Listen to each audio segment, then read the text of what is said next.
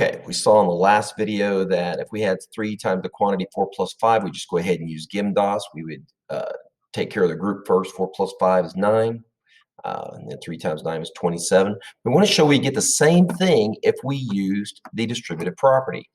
So as before, I told you we take A times B. That's 3 times 4. It's positive 3 times positive 4. Okay, and then we have a positive 3 times a positive 5. Well, positive times a positive is a positive. We've got 3 times 5. Okay. Then we're using GIMDOS here because we have to multiply first. Well, what's 3 times 4? It's 12. And then 3 times 5 is 15. And what exactly is 12 plus 15? 27.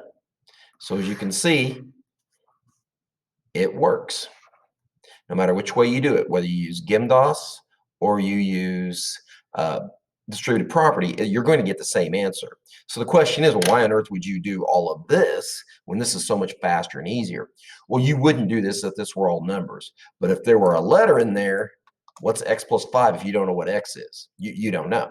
That's why you would have to use your distributed property on that. So we just showed ourselves that it does work, and we would only use it if there were letters or variables involved. Okay, so here's one for you. Go ahead and pause it.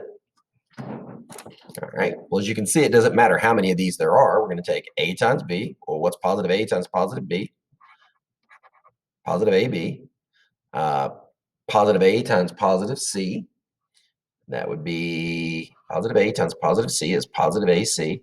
Of course, if it were positive times a negative, that would change that to a negative. And then finally, we got positive A times positive D. Oh, that one was positive AC. Positive AC. And then we've got positive A times positive D is positive AD. So as you can see, it doesn't matter how many of these terms are out here. You just keep multiplying A by over and over and over and over again. And that's how you do distributive property. Okay, so let's go and look at a bell work. I don't remember when it was assigned. It was assigned back in one of those. But we're going to combine some of the things that we know. Okay, so let's look at this. So we've got, this isn't a monomial times a polynomial, but it's still something that we need to look at. So first of all, GIMDOS says I have to multiply these first. So I've got 4 times x times 2 times x. And you should have already had a chance. If you haven't, go ahead and pause it. Okay, so I've got what that's 4 times 2, right? Times x times x. Okay. And then over here I had my 3x, and that was a positive 4. Okay.